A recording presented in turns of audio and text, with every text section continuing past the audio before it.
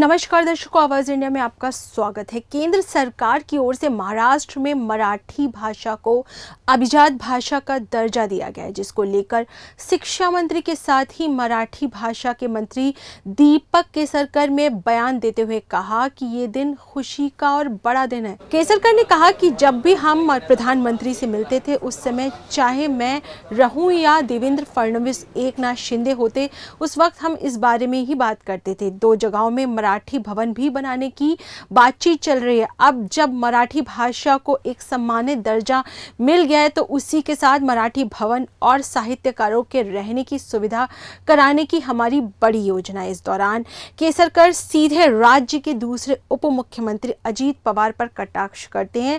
जो राज्य के दूसरे उप मुख्यमंत्री हैं, उनका इस बारे में कभी बातचीत नहीं हो पाती, इस बारे में उन्होंने कोई जानकारी भी नहीं है। लेकिन मुख्यमंत्री शिंदे और उप मुख्यमंत्री देवेंद्र फडणवीस अक्सर इस बारे में फॉलो अप करते रहते हैं। केसरकर ने आगे कहा कि मराठी भाषा ज़्यादा प्रचार होना चाहिए। केंद्र सरकार के इस निर्णय के बाद अब मराठी भाषा के लिए अनुदान भी मिलेगा।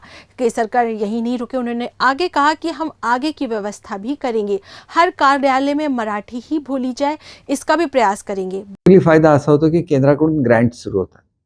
कसं होतं की राज्य म्हणून आम्ही निश्चितपणे अधिकचा निधी द्यायला सुरुवात केला सगळीकडेच, परंतु केंद्राचे सुद्धा मोठ्या प्रमाणात मदत ही भाषेच्या संवर्धनासाठी होते, भाषेच्या प्रचार प्रसारासाठी होते आणि त्याच्यामध्ये तुम्ही मेन स्ट्रीममध्ये येता की अभिजात भाषेचा दर्जा ज्याला असतो त्याला भाषेचं संवर्धन फार महत्त्वाचं असतं। भाषेमध्ये अनेक जे वेगवेगळे साहित्यिक आहेत त्यांच्या साहित्याचं जतन महत्त्वाचं असतं आणि आपल्याला माहिती आहे की मराठीला आणि मोठं हे आहे की मराठी विश्वकोश आहे। मराठी विश्वकोश हा लक्ष्मण शास्त्री जोशीने निर्माण केला, तर्कतीर्थ लक्ष्मण शास्त्री जोशीने। आज सुद्धा मराठी भाषेला त्याचा अभिमान आहे। एवढी वर्ष हा विश्वकोश भाड्याच्या जागेमध्ये आहे। पहिल्यांदा मी निर्णय केला की विश्वकोशाची इमारत बांधायची।